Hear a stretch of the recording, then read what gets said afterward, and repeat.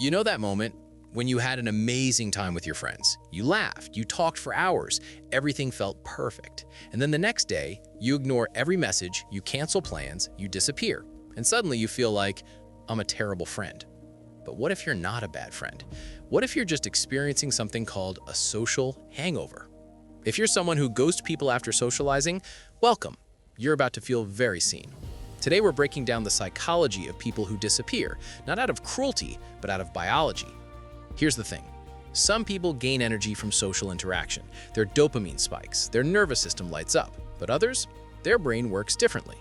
Psychologists often connect this to introversion and arousal regulation theories. It's not about shyness, it's about stimulation tolerance. For you, even a fun night out is neurologically expensive. Every laugh, every conversation, every social cue you process, it costs energy. And when it's over, your nervous system crashes. That crash feels like withdrawal. Here's something nobody talks about. After intense social interaction, your brain experiences dopamine depletion.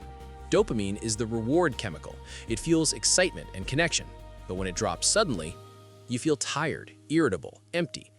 Researchers studying social overstimulation link this to elevated cortisol, the stress hormone. So when you ghost your friends the next day, it's not because you don't care, it's because your nervous system is recalibrating. This isn't rudeness, it's regulation. Some people socialize on the surface. You don't. You analyze tone, facial expressions, micro-reactions.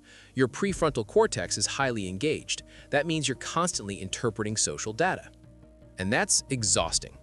Psychologists sometimes associate this with sensory processing sensitivity, people whose nervous systems react more strongly to stimuli. So when you withdraw, it's not avoidance, it's recovery. After the pandemic, many people noticed something strange. They felt physically ill after social events. Headaches, body fatigue, emotional shutdown. Why? Because isolation changed our stimulation baseline. Your brain adapted to quiet. Now crowds feel louder, conversations feel heavier.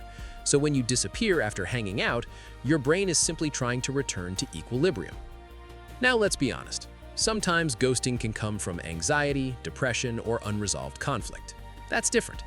Ask yourself, are you withdrawing to recharge or because you're avoiding something painful? One is healthy regulation. The other needs attention. There's a difference. You're not flaky, you're not selfish, you're not a bad friend.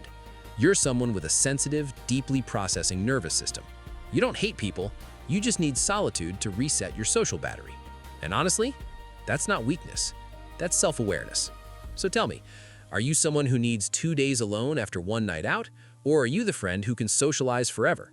Drop it in the comments. And if this felt uncomfortably accurate, subscribe because the next video on emotional overstimulation is going to hit even deeper.